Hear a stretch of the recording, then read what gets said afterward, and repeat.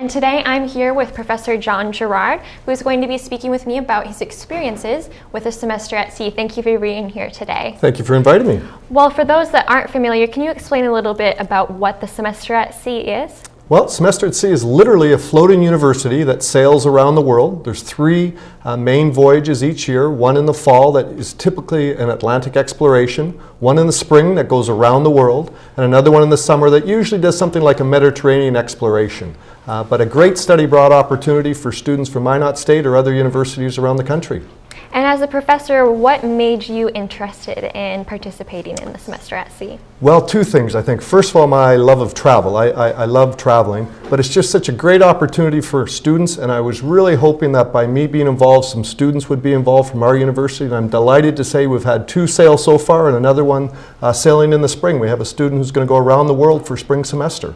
Wow, that sounds very exciting. And you mentioned the travel. What countries did you get to go to on your semester at sea? Well, the one we did last summer, and during May last year, we traveled to Central and South America. So we boarded the ship in Costa Rica, sailed down to Peru, then to Ecuador, to Panama, through the Panama Canal, to Costa Rica on the other side, to Belize, and then back to the United States. Fascinating voyage.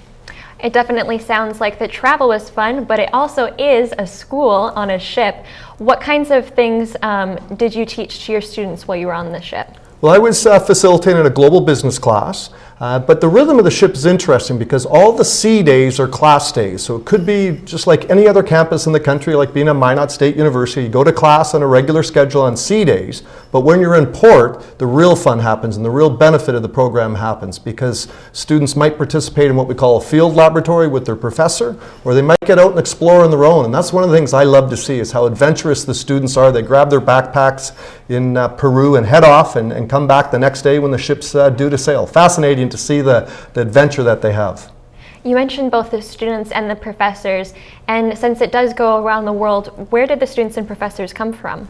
Well, about 75 to 80% are American students, but we do have students from literally around the world, quite a few Canadians, and then a few people from the rest of the world. And outside of the classroom, you mentioned students get to pick up their backpacks and travel around. What kind of great experiences did you have as a professor getting to do that? Well, I think the highlight of my last voyage was going to the Galapagos Islands. When we were in Ecuador, we had a field trip that went to the Galapagos. It wasn't part of the program per se, so not everybody had the opportunity to do it. In ports, we often have optional field trips as well, and this was just fascinating. I've always wanted to visit the Galapagos and to go there, and the timing was just perfect because we had the opportunity to go to the Darwin Research Center and saw the giant tortoise named Lonesome George, who sadly passed away just after we were there, and he was the last of a subspecies. So pretty interesting to be able to see him, but to just experience the Galapagos was amazing.